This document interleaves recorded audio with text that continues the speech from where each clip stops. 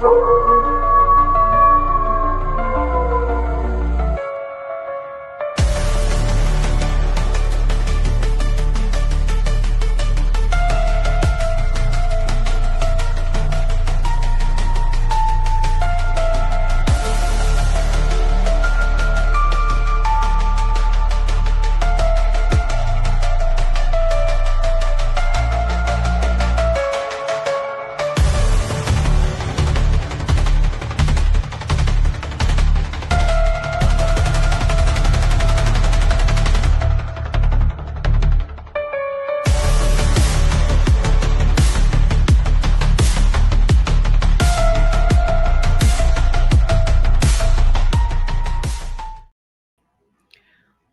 afternoon, everybody. It's the Cryptid Huntress. I am so excited to be here today. Gosh, we have a fantastic show for you guys.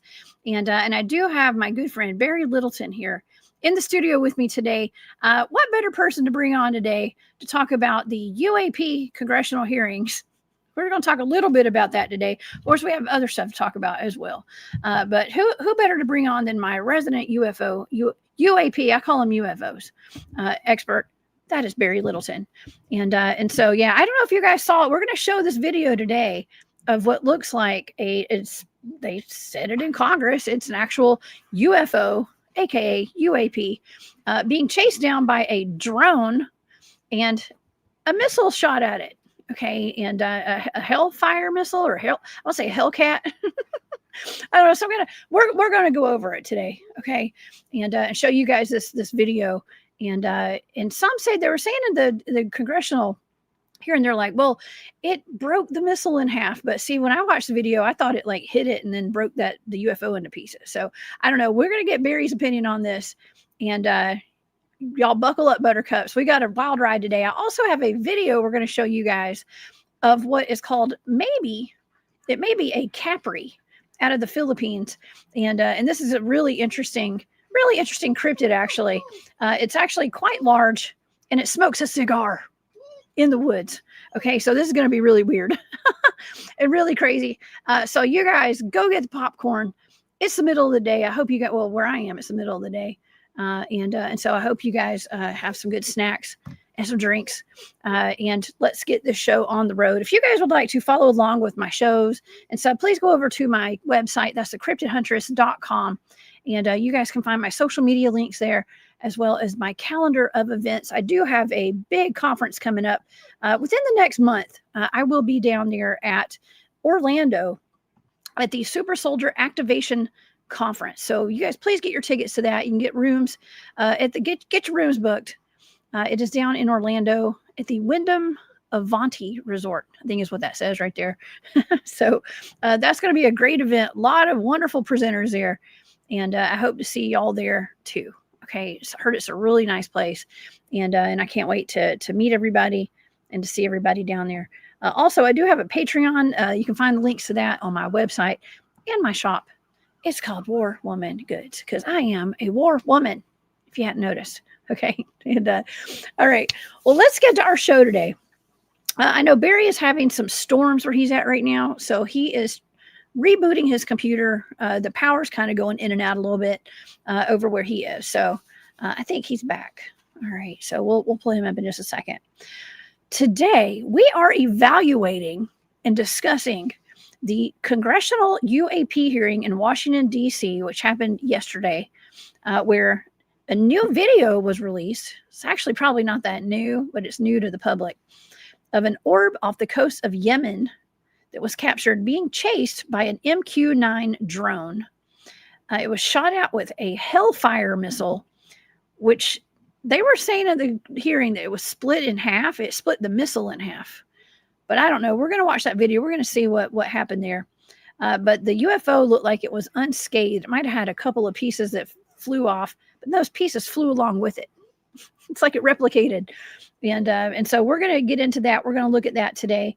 And also we're going to be looking into the Capri, a mysterious dark hair covered tree dwelling giant of the Philippines.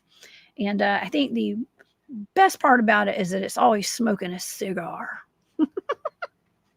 And so this is going to be a good one as well. I'm not even sure if I have briefed Barry on that one yet or not. We were really just talking about the UFOs this morning. So you guys, please help me welcome to the show. I think Barry's ready. Our good friend, Mr. Barry Littleton. Hey, Barry. Hey, what's up, Jessica? Man, Hey. Another.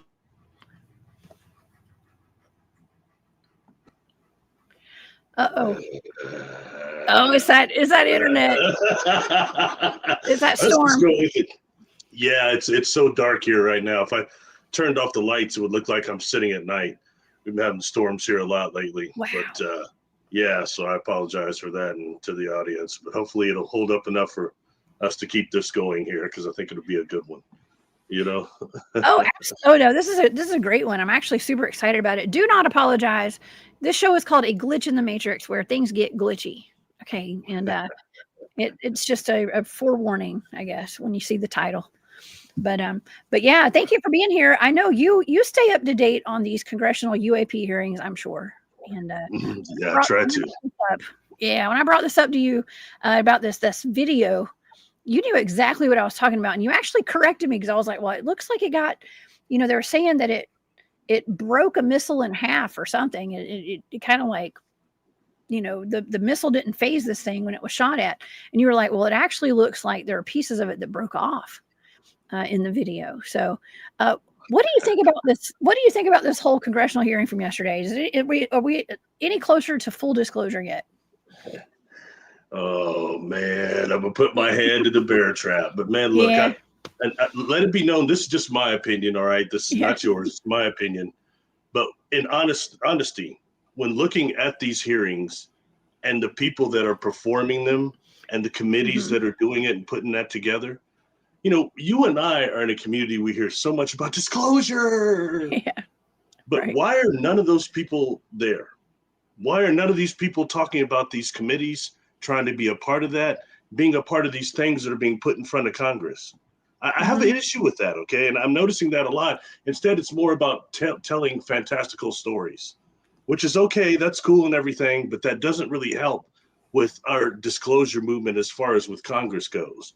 I mean, this stuff has been going on a long time, and I think it's very interesting how the gentleman that submitted the video kept saying how they were getting blocked before it even got to actual officials, and how they're trying to put an end to that. So I think that's very, very important. You know what I mean? I hear people talking about a Star Trek future. Well, are they a part of the Planetary Society? How much money did they give to the Planetary Society? And Jessica, do you know what that is? Yes, you've told me before. Yeah. I'm not super familiar, but I know you're looking into it. Yeah. Well, no, I mean, it's the people that are really trying to make a Star Trek future in our society and bring that technology and that type of a lifestyle to fruition. That's the Planetary Society. So, I hear people talking a lot of stuff, but they're not involved with either of these things. And that irritates me a bit, but that's neither here nor there. Now, we have a glitch. Hold on, you're coming back. I heard glitch, so I can't be too far gone. There's a glitch. You're good. Okay, you're like I said, that's neither here nor there. But concerning this video, I thought it was super interesting. Okay, on account that you hear certain things they're saying, like it just deflected it and it bounced off. But if you really look at that thing, I may have watched that video dozens of times, because I really wanted to try to observe. And if you look at it, actually, what do they call it? Not heat-seeking, Hellfire? A Hellfire missile. Yes. This is we're going to be showing. I'm going to be showing this video actually while you're talking. This is from news.com.au. Okay, and so this is on YouTube right here. Let me pull this up. All right, I'm going to be playing it as you're talking. It says Congress releases footage of UAP surviving Hellfire missile strike, and that's it. Okay, here we go. So, yeah, I mean, I think it's pretty cool. That's what you're saying is like they have a ton of these videos, and this is like one of probably thousands that have. Oh, there it goes. Bam, it did get hit. And see, it moves to the side. Now look at the debris. The debris is being pulled with it. Okay, let me go back. Let's watch that again. And Okay. if I'm not mistaken, it's debris from the what they're calling an orb. It's debris from the orb, not from the missile. The missile That's still right. seems to be intact. It bounces Well, off. Okay. So this says mhm. several things to me. One is that we have, Boom. okay, boom, Yeah. and it goes to the side. See the debris around it? And Now it's it's still being, moving yes, with it, Barry. There's three it's moving pieces that are with it. still moving with it. It's moving with it. So that tells me a couple of things. One is it most likely it doesn't have what we would call the defensive shield like on it, but it's made of some type of a metamaterial that is partially impervious to that missile, at least heat wise, probably. Mhm. Okay. And when it bounces off, these things are being captured. Okay. And that shows that if it's a metamaterial, it could have something that's called diffractive coupling, or also near field coupling. Okay. And that means basically that it's a self-repairing mechanism almost that will keep these things close by almost a type of smart technology to the Mhm. original craft. But I think it also takes us into quote unquote a gravitational field. Okay. But really it's going to be the curvature of space around that thing. All right. So that's called Okay. near field coupling. All right, near field coupling. But what that unifield, what that is actually that keeps every. Okay, so I'm so sorry. Got a little glitch. There we go. You're back. I'm still here. Hopefully you can hear me. I It can't was see just you, but I can quick. hear you. So I'm sorry, I'm getting too excited. I need to be cut off like that anyway. So the point being the curvature around the ship itself. Okay, the that's called the unifield inertial frame. Okay, for this would call that's what it'd be called, but it deals with the same thing I've talked about in the show before, which is Mhm. frame drag.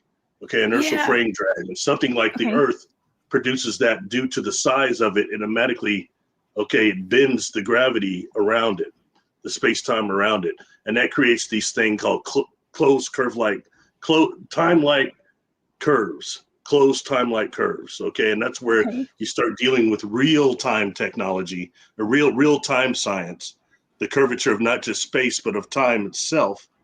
Okay, and what you're seeing is something like that around this craft that is actually pulling those pieces with it. But I think it's also probably for self-repairing also.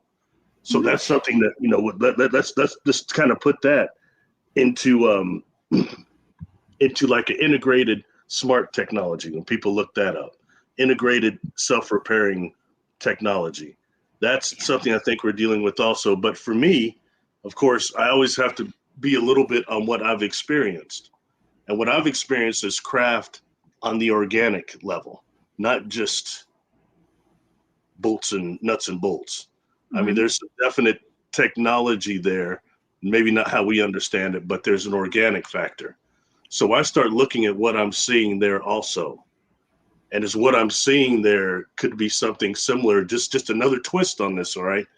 Is Mhm. that we're seeing something similar to cell division. And Oh. cell division is actually being held together by what's called, oh Lord, I don't want to get dogged for my pronunciation of words. Magnetotactic bacteria does it. All right. Once it Sounds gets good to like me. split, it starts holding everything together and bringing itself back together. And it Oh uses my. something called magnetic taxis. All right. People can look all this stuff up, but I'm wondering, is that what we're seeing also? Or maybe a combination of all these things? It's a technology way beyond anything we're known. And I'm sorry, I don't think whatever that thing is they're firing at, I don't think that's man made. I'm just going to throw that No. out. All right. And it's not any of our technology. And to see that thing doing that, with just bringing the pieces along and Yeah. not knowing what happened after. And then they do what a snap to another shot of it. I don't know if you got that part on there, but it looks a little different, but you can see the pieces going with it then too. A little ways out, that is.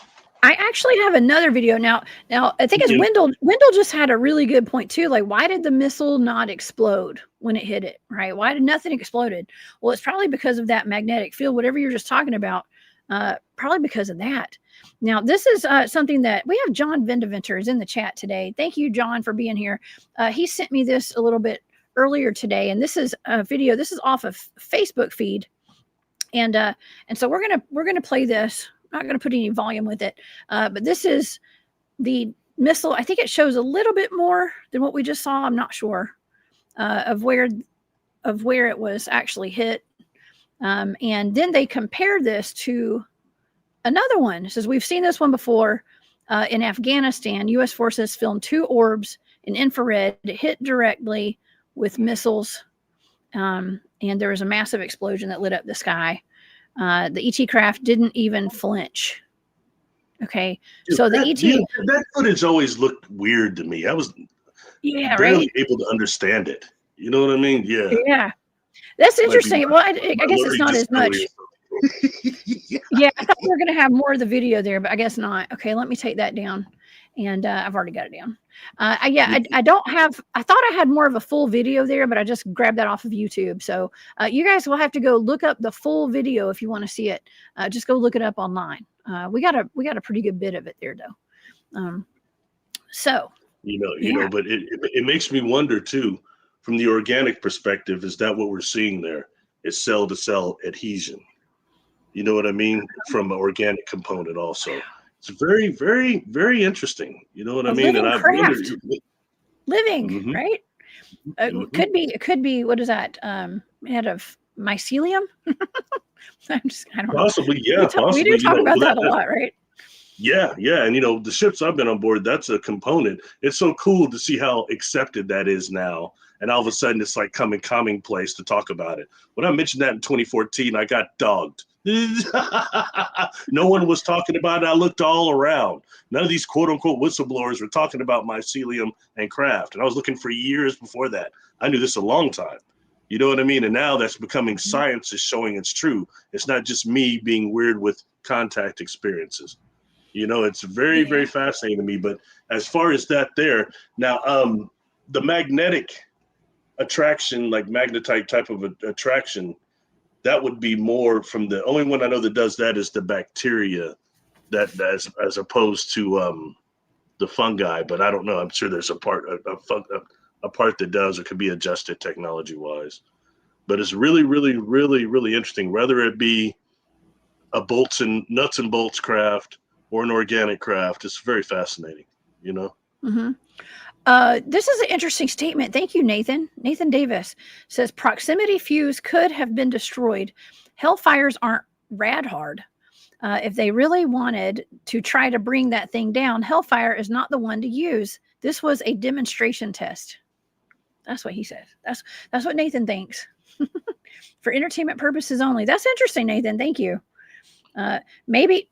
Maybe, I mean, it is suspicious a little bit, Barry, that they're showing us this video out of all the videos, that they have. And I'm going to say all the videos because George Knapp was testifying.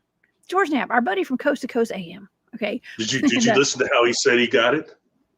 Got what? The video? Mm-hmm. Well, he was talking about how him and is it Jeremy Corbell maybe? Jeremy Corbell had been discussing that on his show before, and they said there's they stated that there are servers that have whole banks of videos in them that Congress and the public are not able to see for some reason. They're talking about Congress too, and you had mentioned that Congress was not even getting this information, and there's some kind of agency standing in the way, so they're bypassing whatever agency this is and going straight to the president. But see, you and I both know too, Barry, that this is what I've been told, that even the president doesn't have the highest clearance to know some of this stuff, right? Well, if you apparently not, I think the biggest leak to that was probably Obama. He kind of blew that. So Clinton too, both of them kind of alluded to that, I mean, you know how I feel about that anyway. There's so many private industries and so many private enterprises. I think that any president, any one of them is just a figurehead. It's ridiculous. So of course, that's my personal opinion. I'm not here not to do a personal publical stir. What is it? I'm not touching that. I'm not touching that at all. Anyway, point being, this crap that he had said that he actually kind of put it in his bag with some other things that distracted, and he got away with that thing. And he was giving it for somebody when he was in Soviet Union. That's what George Knapp said. So I find that interesting. And the other thing is this: what year would that really have been filmed? You know what I mean? Yeah, that's what I was wondering. I couldn't find a date on it. I don't know. Maybe there's a date like on the actual video, I guess, because it's coming from a drone and it's got a whole bunch of numbers on there. I just didn't take the time to look. Okay. But yeah, they didn't say, oh, it says October 2024. I found it. It was in my notes. Sorry. So it is in there. What was that again? What year again? It says October. It's either October 20th or 30th. I wrote down 30th of 2024. That's when that was taken. When the Hellfire missile was shot at it of this last year. That's Halloween, isn't it? Right before Halloween. So, yeah. And if you look at things like what's called the freeze. Just kidding. I can still hear you. Hopefully you can still hear. Can you still hear me? Freeze. Yes, and unfreeze. Been lucky so far. It's that story. It's not bad. That's called the Tesla-Hauser interferometer. INTFERROMETER. Scalar interferometer. It was basically what in the 80s was being called the Star Wars program, which is, shooting down all the stuff. That was actually that scalar interferometer, but it could also be reversed to be like an energy shield, a deflective shield as well. Oh, yeah. So when dealing with something to really shoot down these craft, you'd be dealing with more type of a scalar interferometer or some type of a hypersonic technology or something that could really, they've been using before. In fact, what is it? They've got those things that look similar to the voice to God technology, those Havana, the Havana syndrome, voice to skull, the voice equipment to that skull. they have. Yeah, Yes. and just and that they were using to produce the Havana itself, the tanks and the deals. My understanding is that would be more of interferometer type they would use to shoot down one of these craft. And they've also got EM pulse technology or EM pulse weapons and things like that they would use first to bring one of these down. There's that old video of you see a craft dodging something coming up off the earth. You've seen that, right? That's supposed to be one of those EM pulse weapons right there and aimed at one of those craft and dodging it. So these are things, like I said, just as you say, entertainment, food for thought. Purposes only. Clever. Yeah. well, Barry. Okay, so you and I. Okay, I heard some numbers over the past couple of days. I want to say 700. I don't know why that number's come into my head, but I was watching something where somebody was saying, "Well, this is how many times, like at least 700 times, have been documented where there's been missiles that were ready to launch or they did launch, and they were all disabled." By UFO crafts, some kind of UAP, some kind of force that is beyond, human. I want to say human comprehension, but not humans doing it. They have been disabled. I want to say 700. I may be totally wrong. It may be way more. I don't know. But let me tell you, you and I have covered UFOs over nuclear sites and weaponry sites before, and disabling weaponry. And so that's what they're talking about. Nuclear missiles and things that are supposed to go off. They've been completely detonated or undetonated. Is that how you say it? Well, let's go a little deeper on that, my friend, because that was a blind target. Yeah. And it was who was doing it. Oh, that's right. Was that the Galactic Federation? And did I get shut down? No, you're there. On that. Yeah. Yeah. Okay. So you got a couple of answers on that data, and I had to just accept what it was. Okay. That was the Galactic Federation, wasn't it? Here, I can look up the data real quick. Oh, I'm sorry. I'm going to pull up the data. That's a controversial thing. Because some people say the Galactic Federation are devils, they're evil. And other people saying, oh, they're the New Age, and other people. And I always laughed at it because it sounds like stretching the Federation from Star Trek to me. And then I finally got the name for the beings that I dealt with, the association that they deal with, and it was just as corny as that. So I try not to laugh at it anymore. And then you came up with that, and might I say, that was one of the targets you got highly emotional on. I don't remember that. But it does happen with these UFO targets. Of all the targets in the world, I mean, I'm helping to locate missing people and dead bodies and stuff. And the ones that I get the most emotional on are the UFOs. Why? And These are blind targets. That one I tied to also the school, the Zimbabwe children, and who was doing these schoolyard encounters. Who was behind that? Yes. Who was behind that, and who was reaching out to the children, and who was behind shutting off the missiles? Okay, this was a target, actually. The ones that you gave me, it said over the, okay, this is the summary of what I wrote. And by the way, Skip, thank you for that super sticker. I appreciate you so much. You're awesome. It says, over the last century, several UFOs have been spotted above military installments in wartime situations. Soldiers referred to UFOs as Foo Fighters during World War II. During the Korean War, some soldiers claimed a blue-green light emitting pulsing rays made their whole battalion sick with what to some resembled radiation poisoning. In recent years, U.S. military and intelligence personnel have also reported UFOs near sites associated with nuclear power, weaponry, and technology, from the early atomic bomb development and test sites to active nuclear naval fleets. That was a summary for that show that we did and for the targets you gave me. And I got a lot of data on that. It's all on my Patreon if anybody wants to see it. I mean, there are multiple targets that you gave me. I see at least 2, 3. I have 3 targets here in my Patreon over that. And it's just so odd that, like, I'm getting these wild messages, like, from the Galactic Federation and stuff. That came up with the crop circles. It did. It did. Believe it. It wasn't the whole part of it, but it was a part of it. And also, it came up with the school children. So 3 times that name has come up with us. So I couldn't stop laughing, because when I first read the data, no one knows this. Especially we're going, oh no, not the GF. Oh yeah, the Galactic Federation. It's kind of as bad as the Ashtar Command. That's another one I've always laughed at too. But it's a certain point where does the joke end and reality begin? And we know how much television is infused with these things already. So I try not to laugh. And as emotional as you got on it, I couldn't. Those are the 3 targets you got emotional on. Was that one, the crop circles the most, I think, and the Zimbabwe children. Yeah, because you got the message with the crop circles that was very emotional. That's weird. I must have some kind of inside connection to them that I don't know about. That's what it is. I'm a liaison, apparently. Since it's you and I, and since you're a Gemini, I think that you jump around me. Yeah.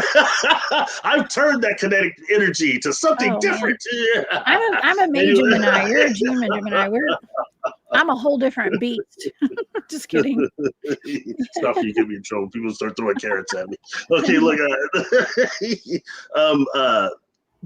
I gave you 3 targets that we'll be discussing, and they were blind targets, so you don't know what they were. Okay, yeah, for tomorrow. Oh yeah, we haven't told the audience this yet. So okay. I'll just release it now, because it kind of connects to what we're talking about right now. Really? Okay, all these targets were connected to Mars. All right. Target number 1 was Tau Ceti E. In Tau Ceti, there are 2 exoplanets that are in the Goldilocks zone.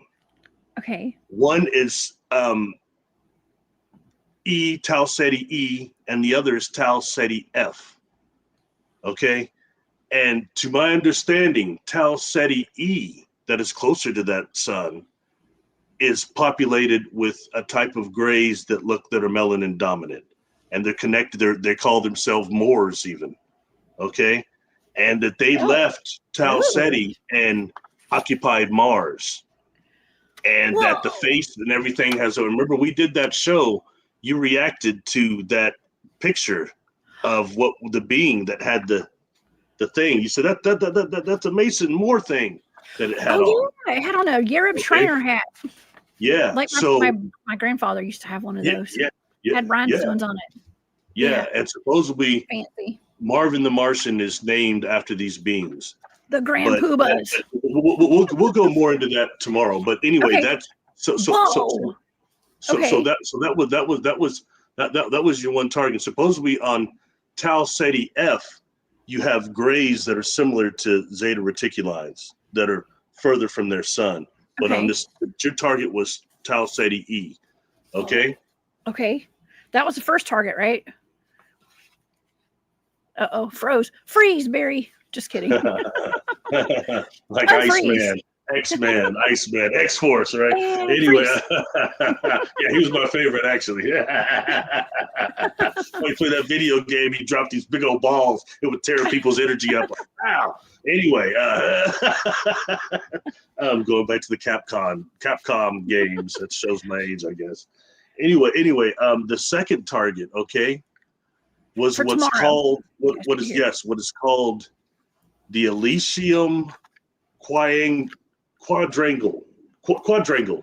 Good on Lord. Mars.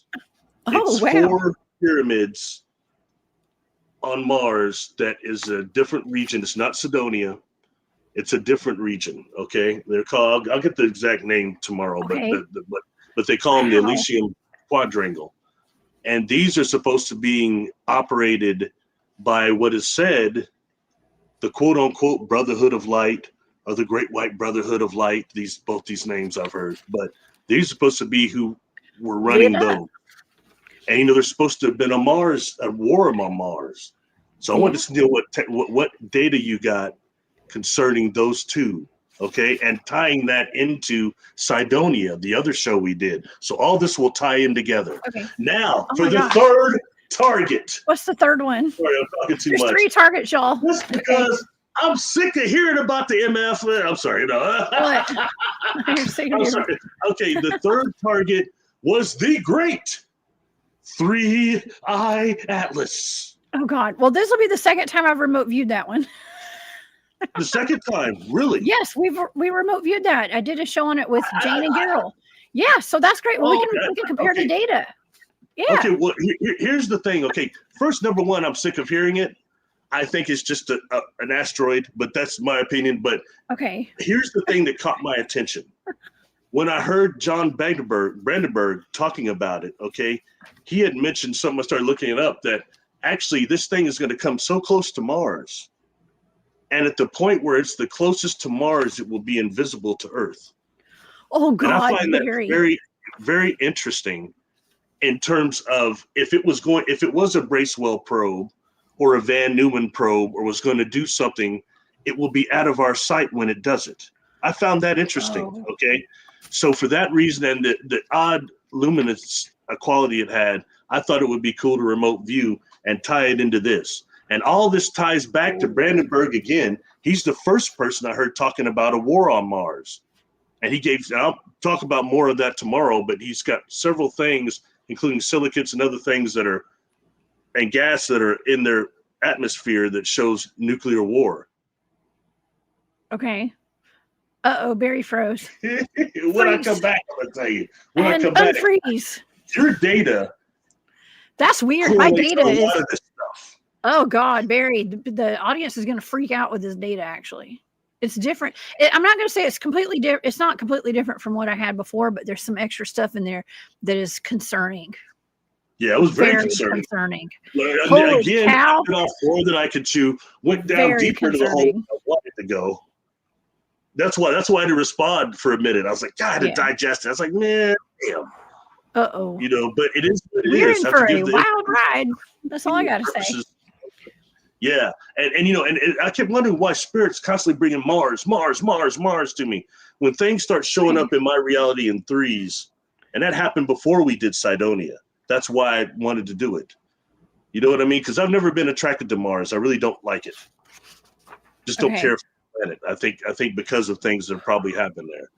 But when dealing with what's real and when we dealt with these digital twins and the whole live I just did, how the digital twins are being programmed right now, living real life experiences so they can colonize and terraform Mars. Yeah. And that's tying into the secret space program. These people I've worked with that say there's another me. I'm me now, but there's this other me that's building these ships and flying these ships and doing this stuff. And they've been on Mars and jump rooms and all that stuff. I've dealt with some of these people that aren't even into this stuff. Yeah. So there's something going on. And if you're somebody that's been selected for that particular program, God knows there's more than I'm aware of. It goes to DARPA, MK Ultra, Kruger. It goes on and on. But that part of that program, anybody that's in that one, they're going to still be having experiences right now and memories that are awakening right now because it's still going on. They're still downloading. That project is still going on. How far to it, I don't know. That's more other people's information to me. But at least I'm not asleep, and I'm able to tie some of this stuff together, and I think it's very valid. And all comes back to Mars, the good old red planet. Okay. Well, first of all, before we do the show tomorrow, I think, I'm going to give a little precursor, a little breadcrumb to the audience. Watch that show Vendetta. Okay. I don't know what it has to do with this, but there's something. Is it V? It's called V, right? Maybe it's V. Watch the movie V. Oh my God. Okay. Now you throw me all off for the whole show now, Barry, now that I know what that is. Oh, dang. Now you see why I wanted you to look even deeper at Target 3. Jeez. But you've already looked at it twice. Watch V. I've already looked at it twice. We'll combine the data from the first time I remote viewed it, and we'll get this too. But this main part at the very end, it was not included in that first Target. It's not in there. Okay. I don't remember it being in there. You know what I'm talking about. We're going to have to talk behind the scenes until our show tomorrow. Okay. Yeah. So y'all, please don't miss that show. We're going to present the data tomorrow night, you guys. And wow, my mind is kind of blown right now. Actually, you just blew my mind live on air. All right. And yeah. That's wild, Barry. You know, sometimes like I wonder, like, why do things happen the way they do? Remember, I told you I wasn't going to bring this up on air today, but like I had a little accident before the show today, y'all. And I probably shouldn't be here right now. Literally, I should not be here right now. And something literally lifted me up physically to where I did not get hurt. Okay. And I'm going to leave it at that. And I literally should either be dead or in the hospital right now. Okay. You know, I think it's important to just, you know, that we do have, you know, people slam the word angelics now and angels because you want to call them light beings. So you've got these different categories, but we do have these guides that perhaps to me, when I died, that I experienced a super nanofem, the word angel kind of doesn't describe them. It's insufficient. Yeah. But some of them have the ability to become corporeal enough to do miracles like what you experienced today. Even though you may not see what held you up, something held you up. I felt it. It was like a person holding me as I was falling. I mean, it was a big fall, huge one. And I should not be here right now. For sure. I take that seriously. I have two friends that died in the way that you're describing. And when we were much younger, I was much younger then. We were in our late 20s, but they had an accident like that and passed. Yeah. You know, so I felt the arms around me, y'all. I literally felt the arms around me. It was wild. It was wild. But I'm looking at that. I'm like, okay, yeah, I'm sore. I'm definitely sore right now. My back and my neck hurt a little bit. Okay, but I didn't even fall. I mean, I fell, but I didn't fall. Like I didn't land like I should have. It was wild. And so anyways, I'm seeing like there's whatever we're talking about, whatever we're presenting is like it needs to come out. And I was joking around about I was literally joking. I was like, I must have some kind of connection with the Galactic Federation or something. Maybe there's a connection. Maybe they helped me. Maybe I don't know. I don't know what just happened today. They're not gonna let me fall because I got to do the show. Yeah. Yeah, that's a serious thing. You know, probably more reasons than that. I think that's minimizing it. Many more reasons than that. Yeah, that's true. But the point is, you're in tune, and you're in line with the divine field and whatever that was there. That's important. I don't care what anybody says. Having been somebody that died in this body and should be completely a vegetable right now. Okay, the divine field is real. Yeah, it is. It was definitely God. It was my angels. It was my angels. Like when I went through part of a panoramic life review, or when I've had clients doing that during a past life regression, you know, or coming as they come back forward, you know, it is really our intent behind everything that goes with us to the other side. And that is the creative principle that passes us. And it's a very, very serious, and it's part of the divine field. So when you go through that quote unquote panoramic life review, you're getting all that stuff returned triple. I could feel Yeah. through people I've dogged out in my life. I'm not always the nicest cat, man. I don't like crap. I don't like weak people. So I've got some things I've done, and that came back on me. I could feel it, like probably way more. And I could think when I was over, like, oh, thank God I haven't gone through my life dogging a bunch of people out, or hurting people, or killing people. And then you go through the second part, which is all the positive that you put out, all the love you put out. Well, thank you. Get blissed out by your own energy. You know what I mean? By your own, by the blessing. But yeah, it's real. And then at that point, where do you go further? You stop seeking pure God consciousness, and you get kind of stagnant at that level. Oh man. Like they kind of show Q on, I know you don't watch Star Trek Voyager, when they took the Q, the one to kill itself, they did a trial and took him to the continuum. And for the continuum, where these Q are omnipotent and omnipresent, was a gas station in the middle of nowhere with a couple people standing around, a pinball machine, a dog, and somebody reading the newspaper. And they're like, well, this is the continuum? And like, oh yeah. And so what's with the road? Well, the road goes to the end of the cosmos, to the back of the cosmos. And we've all been all through the road. We've been everything over here. We've been the dog, we've been the newspaper, been the people, been the building. Mm-hmm. There's nothing left. He said, that's why nobody's talking. There's nothing left to say. That's right. It's food for thought. But I think as far as our ascension, or not ascension, going more towards God consciousness, that's real important. And at what point is it that we, as immortal souls, get enough God attainment that we realize we know everything, mm-hmm. in terms of, the outcome of every possible quantum possibility? You know what I mean? Everything. So in that way, there's nothing left but boredom. And boredom is your major adversary. So is that what happens? You got to wipe yourself clean so you can learn everything again on the soul level? I'm just asking. Yeah. What's crazy? What's crazy? I was talking to my mom about right after it happened. I was talking to my mom and I was like, I may be dead right now, actually. I might have just died and done a quantum leap. I don't know. I was like, something weird just really happened. I was like, I don't know. I felt arms holding me up the whole time I was falling. And it was not a short fall. This was a long fall down a very steep incline thing. And I should not, it was just the way it happened. It didn't make sense at all. None of it made sense. And I literally felt the arms wrapped around me, holding me up as I was falling. And I was like, well, maybe I did die. Right after I composed myself, I was like, my dog was beside me. I was like, I might be dead right now. I was like, I might be dead right now.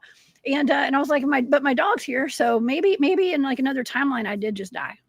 I don't know. But I went and told my mom, I was like, I don't know if I'm even alive right now. I think I am. Or either I'm like in that show Quantum Leap is what just happened to me.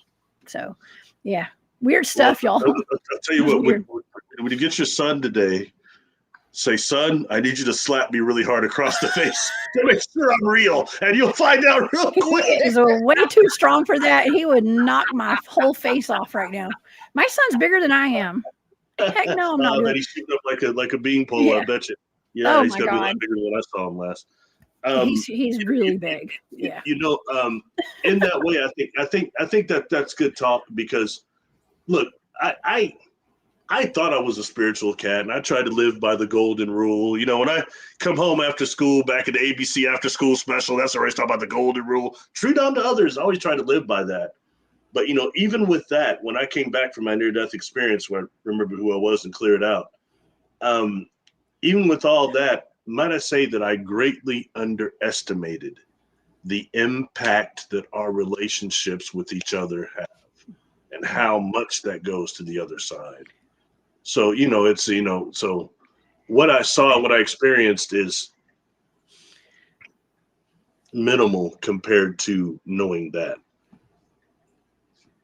Anyway, there was a question on there from Live and Learn, I think it said, about the butterfly effect. The butterfly, yeah. What do we think about the butterfly effect? What do you think? Go ahead. What are you gonna say? No, I don't know a whole lot about the butterfly effect. So I know I've seen a movie with Ashton Kutcher in it called that. Now, I'm not really sure what it is. It's not the same as the Mandela effect, right? What is the butterfly effect? That was kind of like a time loop, or Chronic hysteresis, it could be told too, which is things kind of repeat to a degree. But, I think maybe when dealing with that, and let's transfer that a little more to deja vu. And when you actually experience deja vu, which I think can happen for two different ways.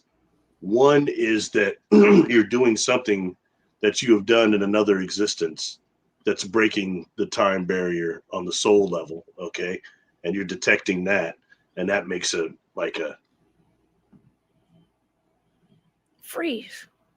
Instability perceptual wise anyway. Yeah. And then the other thing would be if you were around real time control, time technology, and one of the, and again, and going even away from so much that we hear that is, I'm sorry to say it, but somewhat fantastical, okay, when it comes to SSP and time travel. Well, it is to a degree, all right, based on a couple of whistleblower things, it goes really far. I'm more into real-time science and real-time technology that can be proven, especially in the transparent sector, okay, and that's based on my own experiences with something else you remote viewed, that commission. I wanted to see how real that was, how correct I was on that, but that's a whole nother thing. Anyway, when you're in the proximity of one of these corporations or whatever it is that is dealing with these time manipulating of the time fields, if you're sensitive, you pick up on that, and I think it registers as deja vu. An awful lot. So the more you're around this technology, the more type of deja vu you'll have. Like these little time skips, some of us can catch it, some of us are not perceptual enough. Like you go by that house, you've been seeing a building for years. It was always white. When the hell did it turn yellow, or blue? When did that happen? Yes. Or when did Chick-fil-A quit spelling its name with a CHIK or CHIC? That kind of stuff. Yeah. Golly. Even my son has noticed that stuff. I remember when my son was he was like 5 or 6, but he was really young. And I remember we were walking out of the grocery store and he looked at me, he said, "Mom, what is it called when you've been here before and you're noticing that like it's almost like I'm having a dream, or like I've already dreamed this before?" And I was like, "Oh, that's called deja vu." And he was like, "Well, that's happening right now." And he was just a little kid, Barry. There's an episode of Star Trek Next Generation called Yesterday's Enterprise. And it starts off that this other Enterprise, the Enterprise B, comes out of this wormhole. And all of a sudden, Picard is sitting there, and all of a sudden, boom, and it changes. His uniform's different. The bridge is different. Crew members are there that are dead. And you know what I mean? And the only person that can pick it up is Whoopi Goldberg, because she's sensitive to the timelines and the time change. She can't quite put what's going on, but she's close. You know what I mean? She had a perception that went beyond linear time.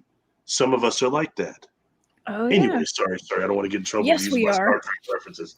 And I'm able to control time. Somebody said that I was controlling time on the show today. Every time you freeze, I'm like, freeze, unfreeze. Yes, that's wild. That's good, Candy. Yes, absolutely. Donnie Darko is about multiple universes and the main primary timeline. Yeah. They do show us this in a lot of movies, this like soft disclosure of like all the different possibilities of different timelines. And Project Pegasus, it's like a little soft disclosure for Project Pegasus, I guess, in the Montauk Project. But wow. Yeah, I am in a whole different timeline right now than I was an hour and a half ago, whenever I feel. So at least I guess I am. I don't know. It's just weird. Or maybe I've quantum jumped at this point. Either hopefully up, Jessica upwards. Bakula, huh? Jessica Bakula. I guess so. That's how I time travel. I just escape death. I escape death. It's like I've died in one timeline and I'm just in this new one now. Okay, so that may be how it works. But nonetheless, okay. Well, we do have. Welcome to New Earth. Everything's perfect now. We're ascending right now. Nothing's wrong here. Everything's great. You're welcome to the new timeline. I'm so glad to be here. Yes, thank you. Well, I was actually kind of worried. I was like, "Am I in heaven? Like, what just happened?" Oh, wait, my dog's here. Okay, so I know she didn't get hurt. I was like, I may be dead. I don't know. I don't think I am though. I have pinched myself. I'll think about having my son maybe pinch me when I see him when I get him from school today. Okay. If he tells me that I'm acting different and look like a robot, then we're going to have an issue. Okay.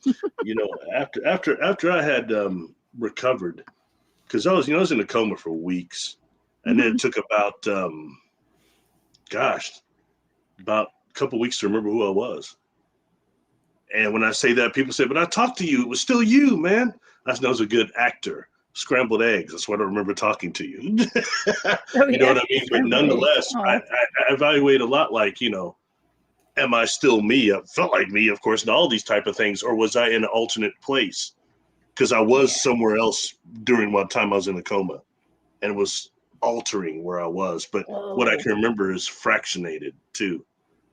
So upon recovering, I questioned things like that. But then, I knew it was still me. Everything is pretty much like it was. And, when I started doing these interviews and stuff, one of these hosts started telling people that they thought I was a walk-in or a clone because the injuries I had, my intelligence was too good to still have had that type of injury. So I must have been some sort of clone or something. One of my brothers heard that. And he was literally holding his ribs. What? And he said, "Man, you tell all those people you're the same weird a-hole you were from the beginning. Nothing has changed, man." And he said, "That's no doubt about that." So, things like that, that just makes you question, because in reality, each reality that we have is different.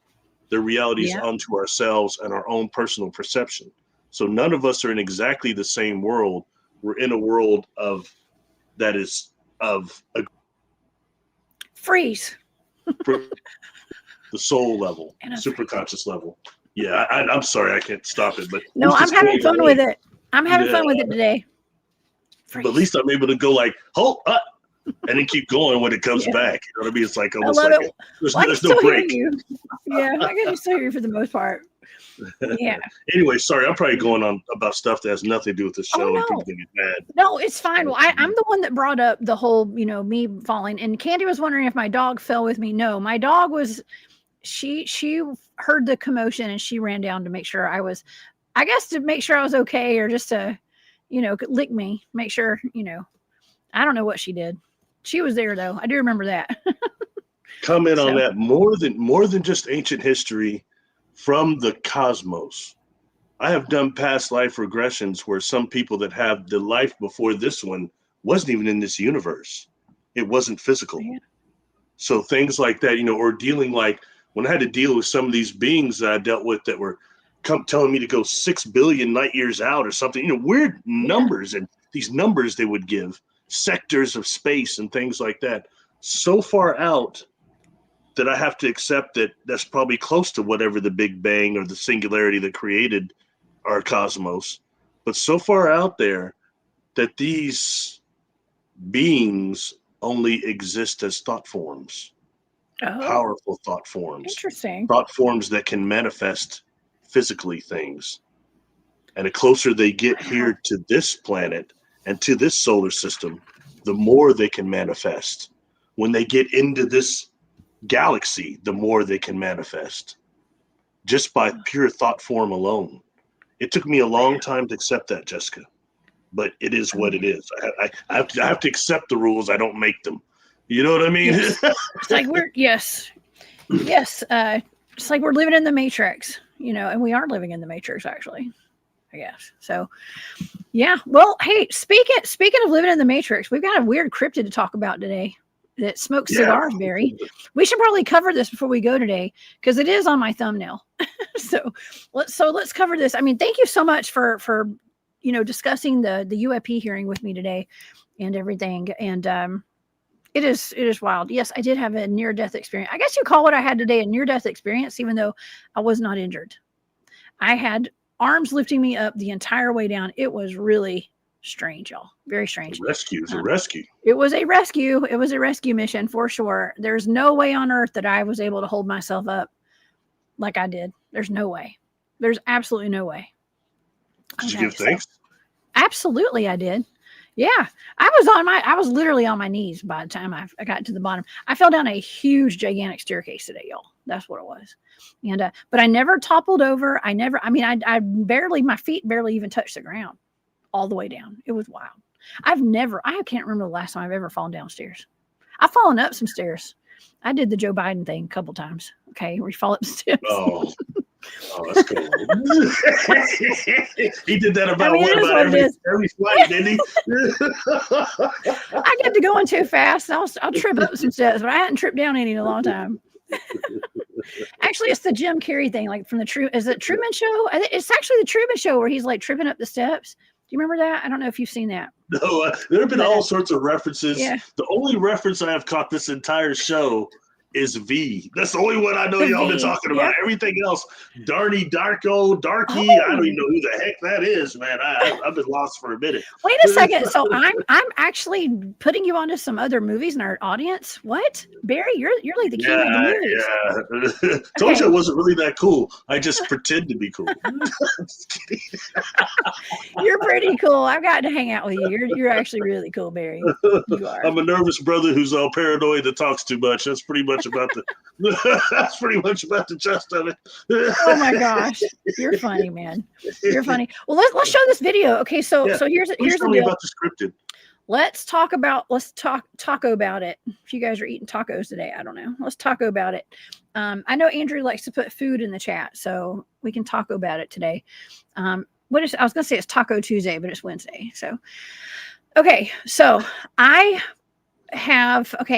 saw this video. Now I want to give full credit to Squatch Watch 1 on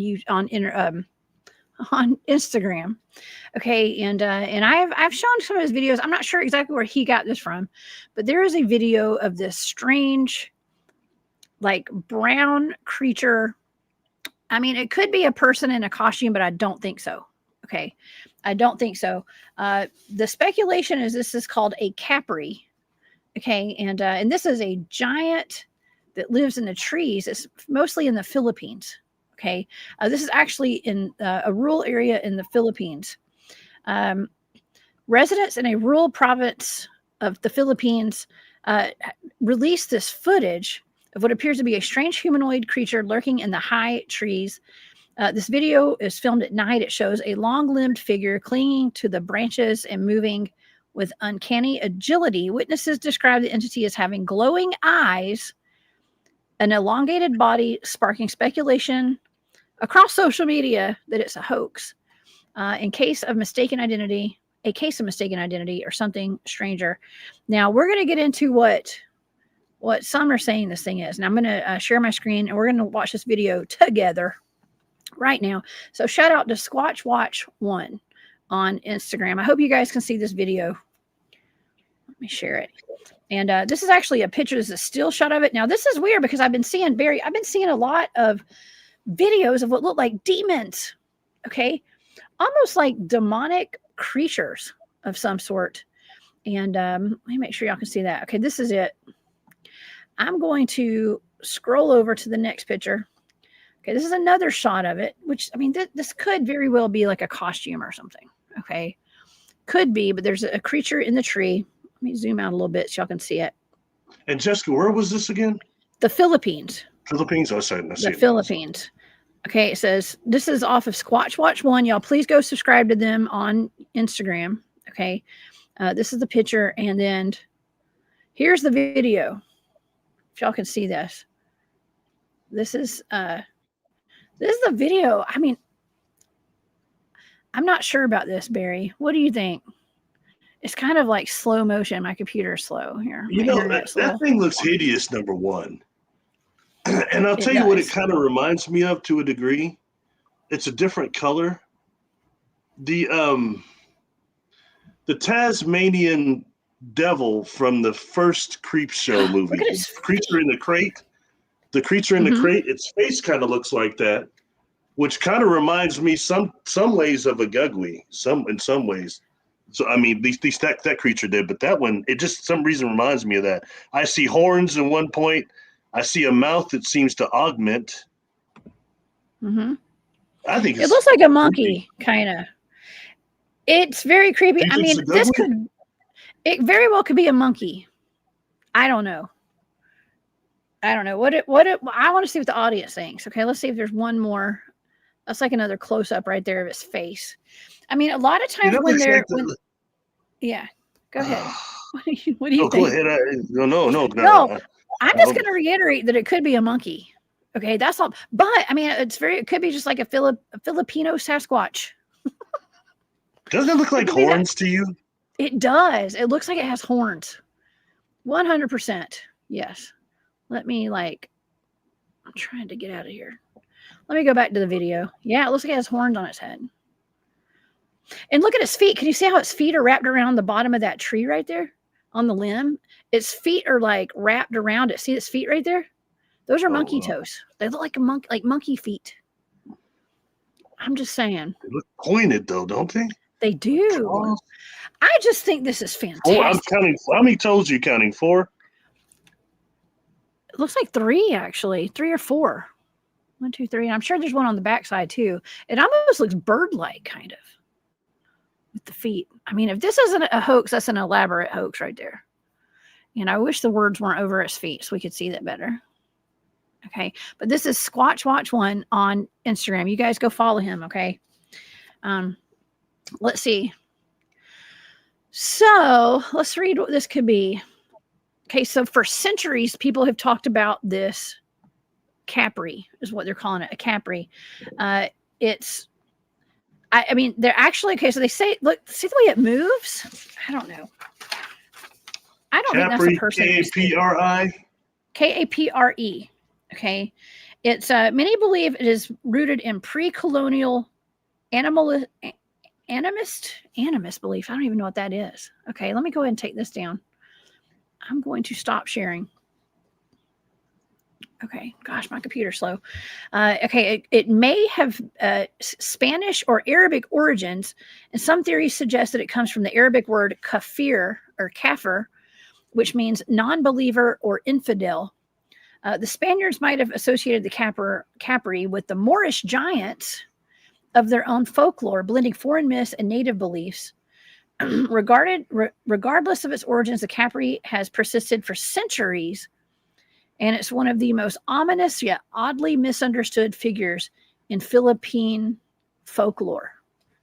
Okay, let's see. Oh, that's interesting. Hey, Joe says Capra is goat in Italian. Oh, it could be like a goat man. Oh, a Capricorn. Very good. Thank you so much, Joe. I'm looking it up now. This is not a word that I've heard. I've heard some words similar, but not this one. And it's described as being an ape-like giant. I mean, wow, how interesting. But smoking a pipe and playing tricks on people? It smokes a cigar. I know Brown Dwarf knows about smoking stuff. I'm just saying, Bigfoot. Quit throwing out Brown Dwarf, man. You're talking out I did. I said it. Bigfoot Dwarf's in here. So, there's a lot of people in the chat that have been making comments about that. So it's not just me. It's not me. God gave us all the bear seed. Anyway, yeah. Exactly. Here's some pictures. This is actually my AI generated picture. It looks more like a gorilla with red eyes, but this is actually so some accounts of this are like some accounts are more like that's great. It's more like a giant human, actually. So it's anywhere from like a Bigfoot, Sasquatch, wild man to like a green man, I guess you could call it, or some kind of man of the woods, but he's a giant. Okay. Well, the green man, I've done a lot of comparisons between the European green man and Sasquatch, quote unquote forest people. I think there's a lot of connection there. I do too. So this one's smoking. He's I see Hillbilly Herb in here too. He probably knows a little something about that. But I mean, but nonetheless, this is something that has red eyes. It blends into the forest. It lives within the treetops. Okay, it lives in the treetops. It's a towering giant. It reaches around 7 to 10 feet tall. 7 to 10 feet, which is really tall. They're dark skinned. Some say its skin is black as charcoal, while others describe it as dark brown. Has glowing eyes. They glow red in the dark, piercing through the shadows. It's always smoking a cigar. It's always smoking.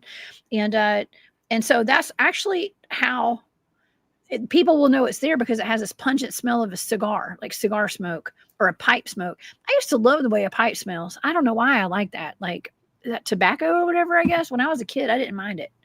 It smells better than cigarettes, I guess.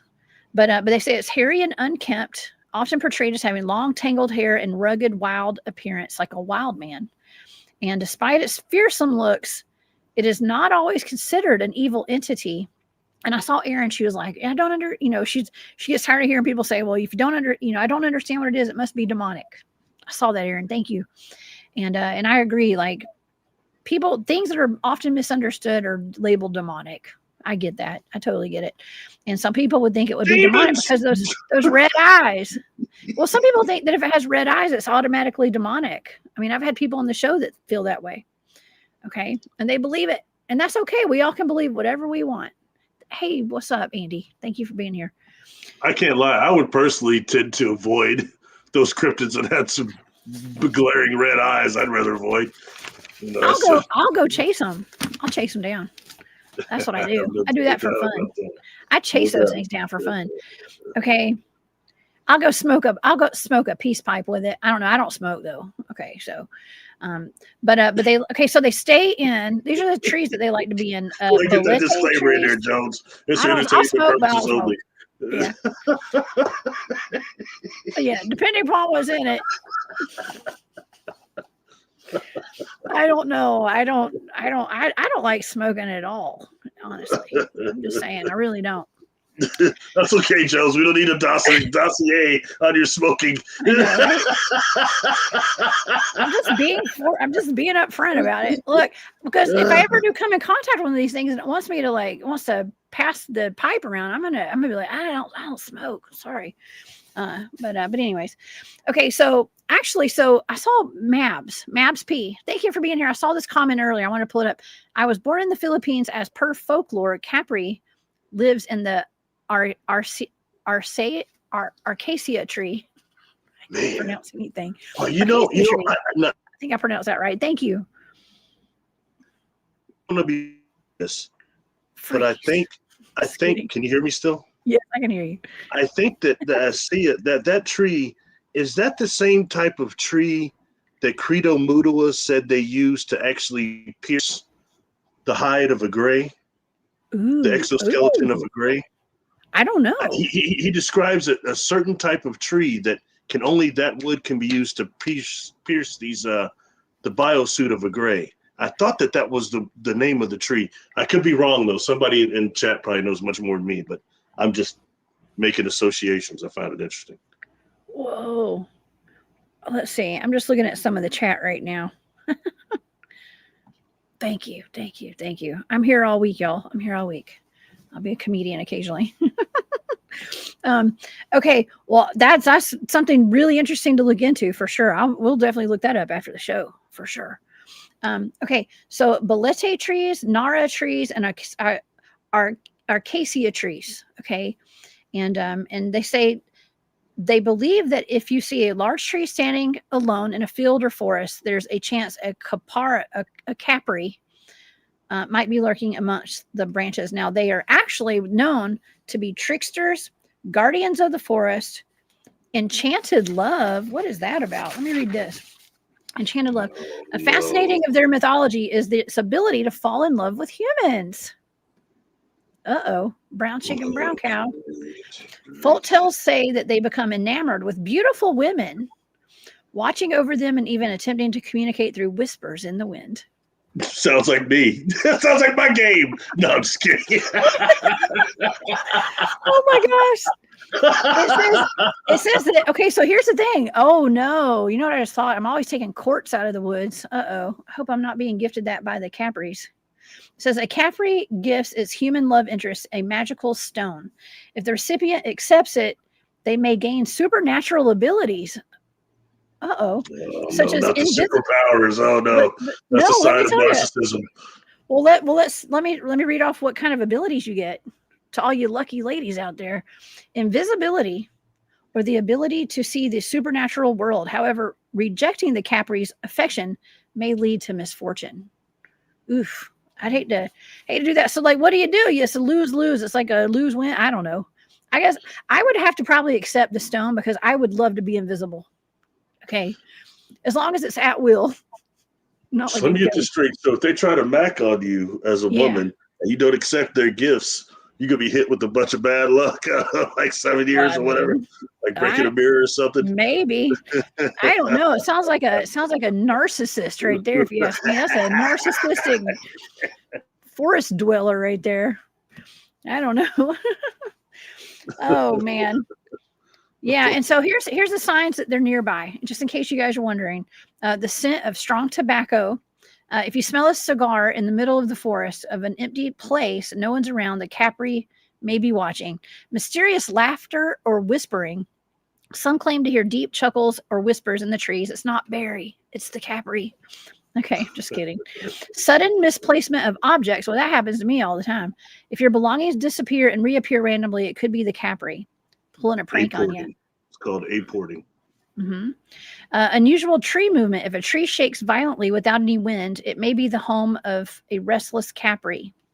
Okay, so man, that's interesting. You know what? When we had Gary Spikes on the show Saturday night, he was talking about how he had seen a limb like bend down right in front of him. It was almost like probably a cloaked Bigfoot, maybe, or maybe a Dogman or something. I think it was on his property.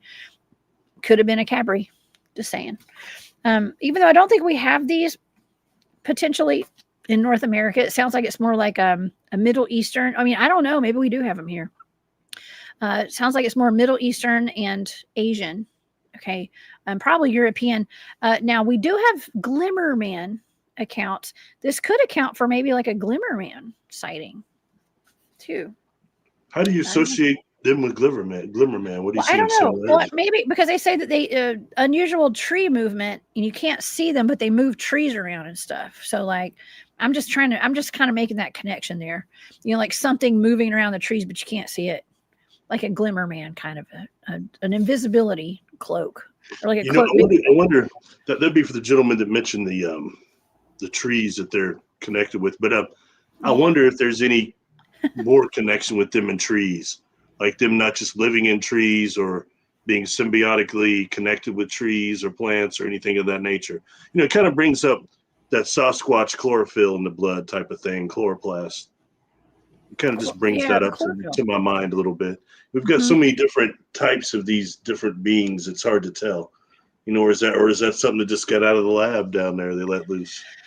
It's been around for a million years. Yes, well, they could be like doing some cloning and stuff too. I mean, everything's weaponized these days, of course. But this is just something that's always been around for centuries, they say, in the Philippines. And I don't know, was it the Philippines? Can't remember if it was the Philippines or like Vietnam, where they had the ashwang, I think is how you say it. And it was it was like a vampire goblin looking creature. And the CIA went in there. One of our 3-letter agencies went in from America, went in over there and pulled off a psyop on some of they were trying to flush out the communist forces or something is what the articles say. Okay. And they went in pretending that they had ashwangs out there, and they actually ended up unaliving some of the guards outside and like draining their blood and put like bite marks on them to make them think that the ashwang had attacked them out there. But it was actually U.S. forces. Now, if they're doing that back in like the 1970s, 1980s, Barry, imagine what they're doing these days. They're still, I mean, and that's stuff that was declassified that we know about. Using local legend and lore against a people to flush out their enemies and unalive them and take them prisoner and stuff. I mean, it's the art of war. All's fair in love and war, right? Apparently on this planet. Yeah, exactly. Yeah. In fact, there's nothing but war down here, Jesus. That's a very interesting cryptid there. You know, it takes me again into how many different types of these Sasquatch, Bigfoot, hairy creatures are there? I mean, we're going from the ones that go 12 foot plus to the ones that are 4 feet tall, to these different ones like orang pendak and now this thing. I mean, it's just Janoska, Gugwi. You've got these different types. I wonder how many. It's obviously way more than the 4 or 5 types we used to think. You know, we're beginning to wonder.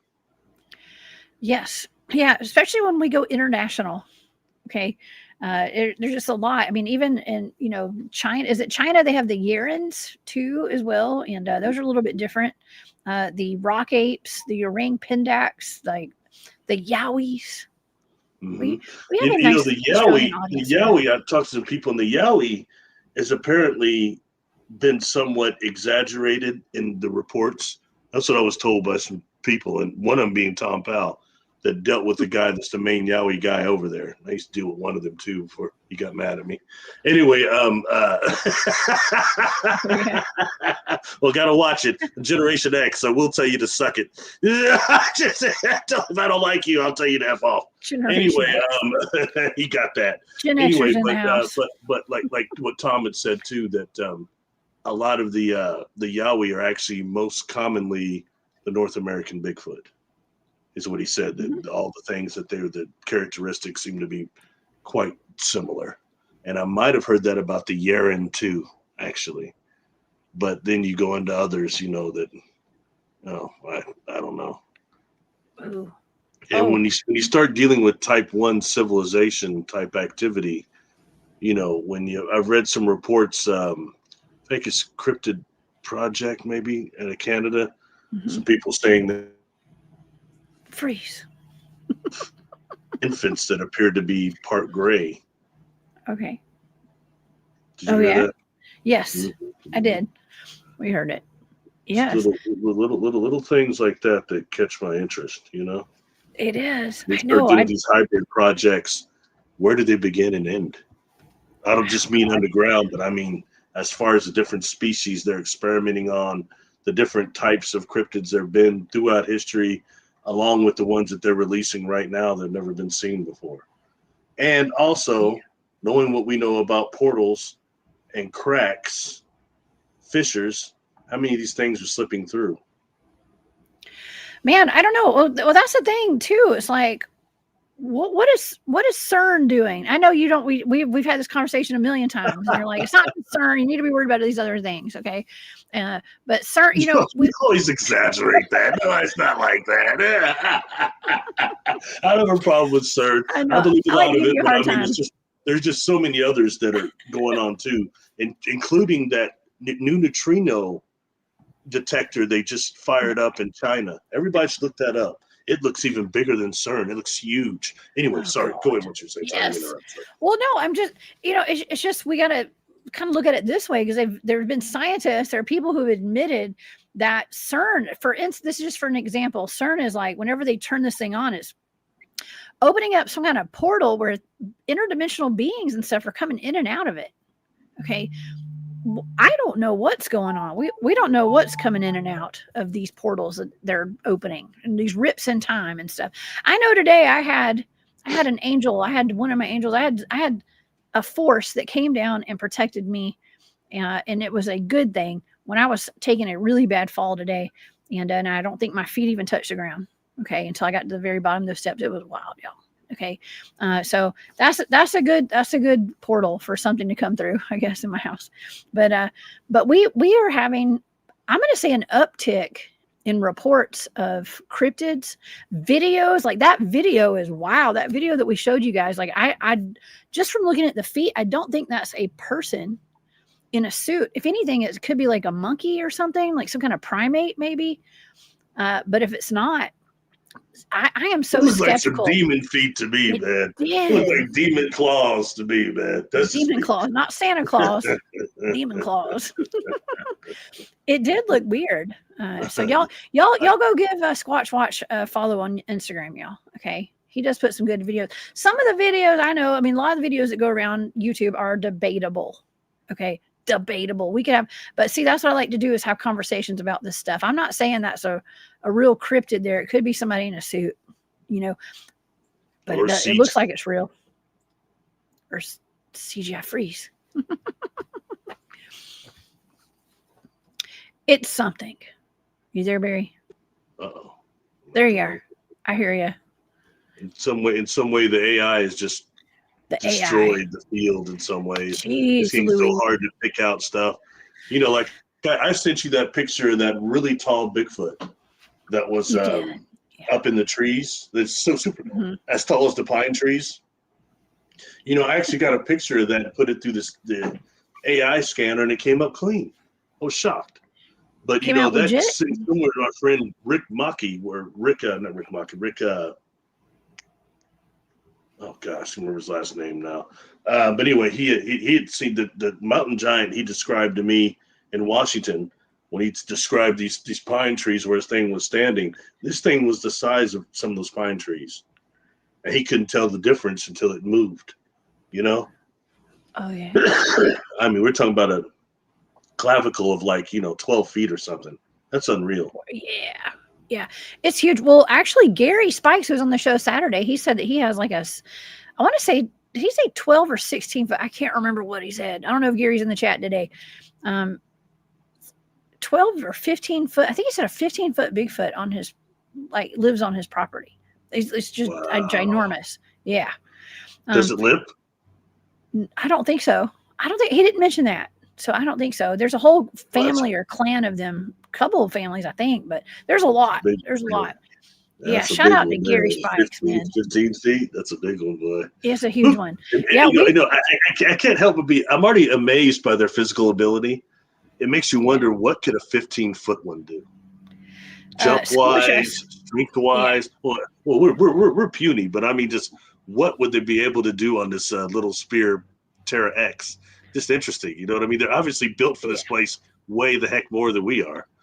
Yeah. What was funny is he told me a story I wasn't expecting. And it was about how they had gotten out of their vehicle one night and everybody had to water a tree, if you know what I mean. And that it was almost like they were marking the territory there, and unknowingly there was a Bigfoot there, and the Bigfoot had watered a tree right where they had watered it. And he said it was like a 55-gallon drum worth of urine right there. He said it was massive. So that'll give you some perspective. It was I know it's kind of a weird story, right? But it's part of the research. I'm just saying. Well, I guess they could drink about a keg before they had to. I guess they had to drink about a keg, a party keg, before they had to relieve themselves. They can drink a lot. Listen, you don't want to outdrink a Bigfoot. Don't go into a drinking contest with a Bigfoot. You're going to lose. And, that comment down there, I've talked about that for years now, and I've been harassing you about that for years. CERN is one of many, and it's not the first. Yeah, that's right. It's just one of them. You've got the newer ones like Fermilab. You've got newer ones like Fermilab, and you've got other ones that go back to the 60s, like the Cosmotron. Although that was more of a cyclotron than a hadron collider, but they're very similar. But nonetheless, no one ever talks about the Cosmotron. The Cosmotron, you talk about it. Or Fermilab, great. One brother howling in the wind, whispering in the wind like what creature is that? Trying to get his game on. Better listening to my whistles, my whispering in the wind, or otherwise you might get hexed, right? Bad luck. Oh my God, whispering, giving out rocks to the lucky ladies. Oh yeah, take my gifts. Listen to my sweet nothings, or you're going to be hexed. I mean, it sounds like some of the guys I've dated. All right, that's one heck of a way to get a date, man. Jeez. It's not uncommon to get that from men these days. I'm just saying. Okay, so I'm just kidding, y'all. Oh man, this has actually been a really fun show today, Barry. Yeah. So I got one more for you. I watched a movie called The Blackening. The Blackening. Have you ever seen that? No. My cousin and I were talking about it. Oh gosh, it's one for the comedy. It's a good one. Oh my God. I've never seen it. I'll put it on the list of things that I probably need to watch. Maybe not. I don't know. We'll see. Barry, thank you so much for being here. I just realized it is I got to go pick up my kid. So of course, tell everybody where they can find you. Do you have any final thoughts and what you got coming up? I don't have anything coming up immediate that I know of. You can find. Stop! I can't. You can. I gotta be serious. I mean, live shows and stuff. You got a live coming up. You're gonna do a live soon, I hope. And tomorrow night you'll be here. I'll do one this weekend, probably either Friday or Saturday, but I'll announce it. Also, you can find me on YouTube. So you're messing up my mind. You're messing up YouTube. You can find me on YouTube under Barry Littleton, Facebook Barry Littleton, Instagram Barry Littleton, Patreon, Barry Littleton. Do a lot of stuff on YouTube, a lot of stuff on Facebook, kind of. My services, I do hypnosis, past life regressions, earthbound spirit release. I do readings. I do dissolving of negative identities. You can reach me at barrylittleton13@gmail.com. And normally I'm a little behind. Takes me I try to respond within 24 hours. So I'm working on yesterday's now, but I should get them all today. So, man, you are way better at that than I am. My emails just get lost. I'm sorry, everybody. I get way too many. It's connected to my website that I never get on. And so I get all these proposals. I mean, there's so many people trying to do your website. Yeah, freeze. What? Just kidding. Lord. I've had so much fun today. Barry, thank you so much for being here today. This has been absolutely a hoot. Cool. Right on. It has. It's been awesome. And thanks for having me. And thank you, audience. I didn't piss anybody off this time. Of course. Well, hey, listen, we're going to be back here tomorrow night, y'all. The same place. I have 3 targets right here that Barry gave me, 3 blind targets. And y'all heard, we went down, we ran through what they're going to be today. I will be posting those online tonight and be advertising. Meet us back here tomorrow night, 7 Central, 8 p.m. Eastern. Be here or be square, y'all. And I'm so excited that we got this show today, man. I hope everybody learned a little something. Y'all, keep your head on a swivel out there. Okay. Please do. And yes. And thank you, Skip, for that super sticker. I appreciate it. Keep your head on a swivel. Hey. We got cigar smoking cryptids in the trees, and we've got UAPs. Cigar, that kind of rhymes. We got UAPs. So be at peace. Real quick, Demon Claus would be Krampus. I know that movie. Bill Goldberg as Santa Claus, right? The bad one. Yeah, that's great. Yes. Sorry. Krampus. We got to worry about Krampus in a couple months. Okay, so be good boys and girls out there, y'all. Okay, but we'll be back. I'll have Barry back here tomorrow night, y'all. So everybody, please be safe out there. I have thoroughly enjoyed the show today. And please, y'all, please leave a like if you like the video today and share it out. I want to thank everybody for sharing the videos out too. And I saw Steve Wolf in here. I got your PayPal the other night. Thank you so much, Steve. And so, yeah, I will see you guys back here tomorrow. All right, Barry. Hey, thanks. Take care. Appreciate it. Have a good day. Take care. All right. We'll see y'all later. Bye, y'all.